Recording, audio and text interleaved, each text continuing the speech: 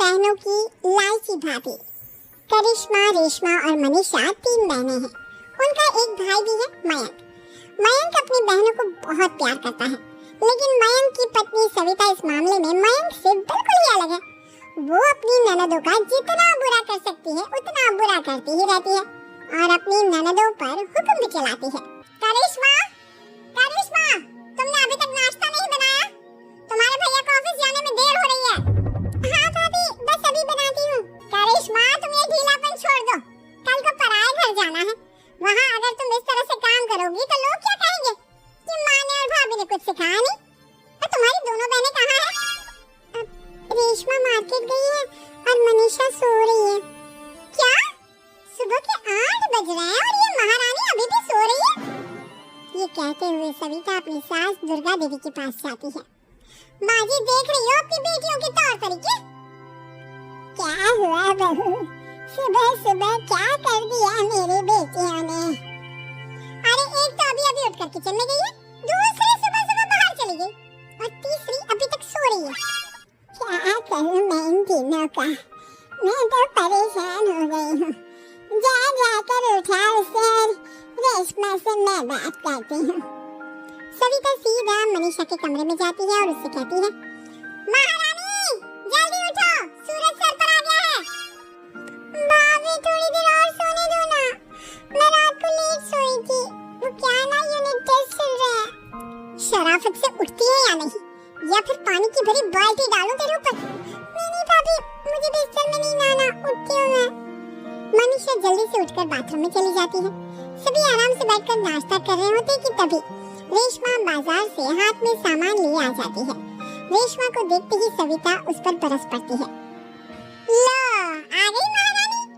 ऐसा भी क्या सामान लाना था जो सुबह आंख मलते ही बाजार की तरफ रवाना हो गई? भाभी, कल आप ही तो चीख रही थी कि घर का सारा सामान मुझे ही लाना पड़ता है, घर में किसी को भी किसी काम से कोई लेना देना नहीं है। अब मैं बाजार जाकर सामान ले आई तो आपको इस बात से भी तकलीफ हो रही है? देख रही हो माँ जी, अपनी बेटी की जुबान कैसे सभी तेज चलती है। और मैं आप तो कुछ कहेंगे नहीं अपनी लाडली बहन को? रेशमा, अपनी भाभी से ऐसे बात नहीं करते। चलो माफी मांगो। भैया, मैं क्यों माफी मांगू? अब भाभी से बोलिए ना कि हम पर कम हुक्म चलाया करें। हम इस घर की बेटियां हैं और आपकी पत्नी की ननद है, नौकरानी नहीं। लौट कर लो बात। इनकी भलाई के लिए कुछ भी बोलो तो इन्हें बुरा लग जाता है। इस घर में यही इज्जत है मेरी। देख लो माँ जी, आपकी बेटी किस लहजे में मुझसे बात कर रही है। सविता वहाँ से चली जाती है। मयंक को बहुत गुस्सा आता है, वो भी वहाँ से चला जाता है। फिर करिश्मा रेशमा को समझाती है, रेशमा, तुम्हें भाभी से माफी मांग लेनी चाहिए थी ना। लेकिन दीदी, मैंने कुछ किया ही नहीं, तो मैं माफी क्यों मांगू? हाँ करिश्मा दीदी, रेशमा दीदी जैसे ही घर में आई भाभी ही उन पर चिल्ला रही थी। हाँ, मैं मानती हूँ कि गलती भाभी की थी। मैं तो इसलिए बोल रही हूँ कि भाभी ने माँ को तो पूरी तरह अपने वश में कर लिया है। वो हमारी बात सुनती ही नहीं। मयंक भैया हमारे लिए हमेशा खड़े रहते हैं, इसलिए उनकी बात का मान तो तुम्हें रखना चाहिए था ना। कोई फायदा नहीं दीदी, कुछ दिनों की बात और है, भाभी उन्हें भी हमारे खिलाफ भड़का देंगी। फिर वो भी माँ की तरह हमारी किसी बात का विश्वास नहीं करेंगे।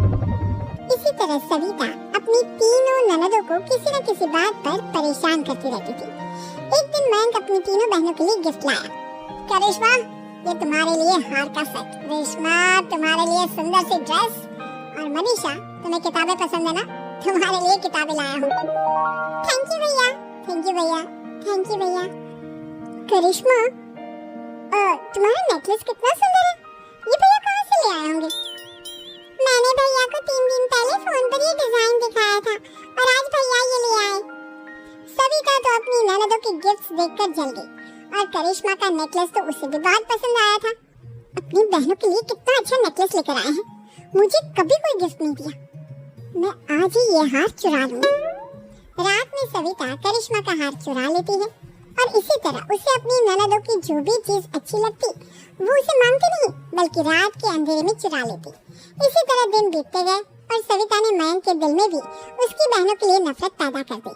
एक दिन मयंक ने करिश्मा और रेशमा के लिए रिश्ता देखा और ये बात उसने घर में सबको बताई। माँ, करिश्मा और रेशमा के लिए बहुत अच्छा रिश्ता आया है, वो लोग कल इन्हें देखने आ रहे हैं। आप और सविता मिलकर सारी तैयारी कर लेना। ये सुनकर करिश्मा और रेशमा खुश हो जाती हैं, लेकिन सविता सोचती है, अगर इन दोनों बहनों की शादी हो गई तो घर और बाहर का काम कौन करेगा? मनीषा तो एक नंबर की कामचोर है, उससे तो किसी बात की उम्मीद लगाना ही बेकार है। मुझे इस शादी को रोकना होगा।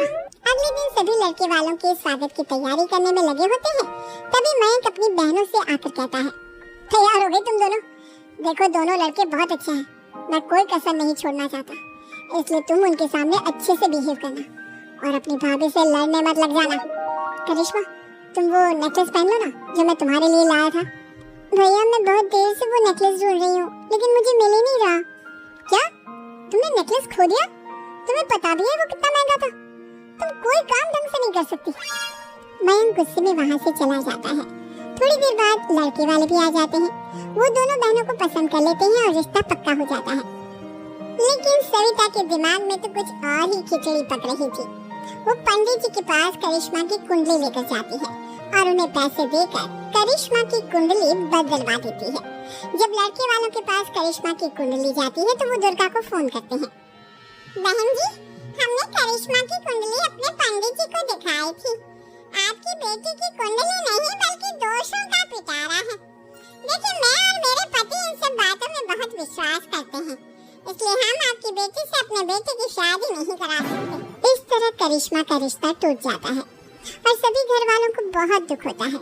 अब कविता सोचती है, चलो करिश्मा का तो रिश्ता टूट गया, अब रेशमा का भी रिश्ता तोड़ना है। क्या करूं? अब सविता आवाज बदलकर किसी अननोन नंबर से रेशमा के होने वाले ससुराल में फोन करती है। हेलो, मैं कौन हूँ कौन नहीं ये आपके लिए जानना जरूरी नहीं, बस इतना सुन लो कि रेशमा का 2 साल से किसी के साथ अफेयर चल रहा है। बस रेशमा का रिश्ता तोड़वाने के लिए सविता का इतना कहना काफी था। अब रेशमा का भी रिश्ता टूट गया। मयंक और दुर्गा देवी ने रेशमा को खूब खरी खोटी सुनाई और उससे बार बार उस लड़के के बारे में पूछने लगी। आप दोनों मुझे क्यों परेशान कर रहे हो? अरे कोई लड़का होगा मेरी लाइफ में तो मैं बताऊंगी ना, जब कोई है ही नहीं तो कहाँ से लाऊं मैं कोई लड़का? तो तेरे होने वाले ससुराल वालों को फोन किसने किया था? मैं नहीं जानती किसने फोन किया था, मैं सच कह रही हूँ। मैं तो पहले ही कह रही थी इसकी लगाम खींच कर रखो, लेकिन मेरी सुनता ही कौन है? आप चुप रहिए भाभी, ये सब आपका ही किया धरा है।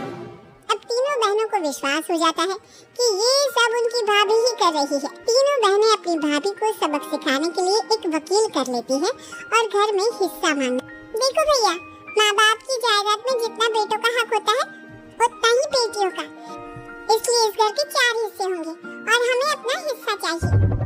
मैंने तुम्हारे लिए क्या क्या नहीं किया और तुम इस घर में हिस्सा मांग रही हो? भैया आप और माँ हम बहनों की कोई बात नहीं सुनते हो और भाभी हमारी शादी नहीं होने देगी क्योंकि उन्हें लगता है कि आप हमारी शादी में ज्यादा पैसा लगाओगे और उन्हें हम जैसी फ्री की नौकरानी कहाँ मिलेगी। तो हम भाभी के साथ तो रह नहीं सकते, हम बहनों को अपना हिस्सा चाहिए। अरे तुम्हें शर्म आनी चाहिए अपनी भाभी पर ऐसा इल्जाम लगाते हुए, वो तुम्हारे बारे में कितना सोचती है। हाँ माँ, भाभी हमारे बारे में बहुत सोचती है, दिन रात बस यही सोचती रहती है कि किस तरह से अपनी तीनों ननदों को परेशान करूं और कभी मुझे पढ़ने भी नहीं देती। दोनों बहनों का रिश्ता भी तो इन्होंने ही तोड़वाया है और रात में हमारे कमरे में आकर हमारी चीजें भी चुराती हैं। इसी तरह सविता की तीनों ननदें अपनी बात पर अड़ी रही। अब कोर्ट में तारीख भी शुरू हो गई। जब सविता को लगा कि उसकी तीनों ननद इतनी आसानी से नहीं मानने वाली, तो उसने अपने पति और सास को सारी सच्चाई बता दी और अपनी तीनों ननद से माफी मांगी। मयंक और दुर्गा को भी अपनी गलती का एहसास हो गया। अब सविता खुद करिश्मा और रेशमा के लिए अच्छा रिश्ता ढूंढती है और उनकी शादी कर